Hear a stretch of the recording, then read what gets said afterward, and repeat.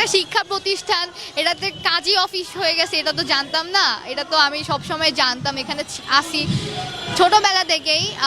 11 বছর ধরে আমি উদয়নেই পড়ছি, এখন আবার কলেজে আছি।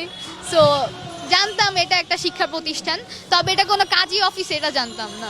আসলে আমি যে কি বলবো নিজে বুঝতেছি না। কুচবি চলতেছে এখন রিসেন্টলি, এটাও চলতেছে যে মানে শাহবাগে সবাই আন্দোলন করতে আসতেছে, কারো বিড়াল মরে গেছে আন্দোলন করতে আসতেছে, কারো কিছু হয়েছে ঢাবিতে আসতেছে। কি বলবো আমি নিজে বুঝতেছি না যে গণবিবাহের আয়োজন করছে শিক্ষার্থীরাই, এটা কোনো লজিক হয় নাকি আমি নিজেই জানি না। নিজেরাই এখন আবার কাজী হয়ে গেছে, এখন কিছু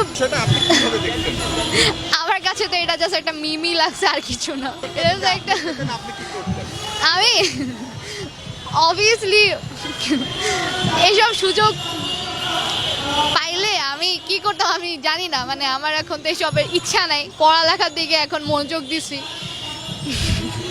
বিবাহগুলো করবে কারা? শিক্ষার্থীরাই, আই ডোন্ট নো। আমি কনটেক্সটের বাইরে, আমি আসলে এত কিছুর মধ্যে নাই, আমি কনটেক্সটের বাইরে। আপনার যদি সুযোগ থাকতো, আপনার যদি কেউ থাকতো, আপনি কি করতেন? আচ্ছা, যদি সুযোগ থাকতো অবভিয়াসলি প্যারেন্টসের মতামতের উপর ডিপেন্ড করে। আর না, আই ডোন্ট থিঙ্ক সো গণবিবাহ করতাম। নর্মালি বিবাহ করতাম, সবাই একসাথে গণবিবাহ করতাম না। না, উৎসাহী না, অনেক উইয়ার্ড লাগতেছে।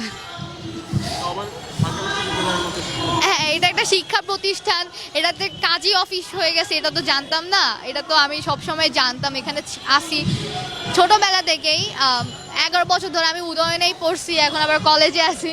সো জানতাম এটা একটা শিক্ষা প্রতিষ্ঠান, তবে এটা কোনো কাজী অফিস এটা জানতাম না।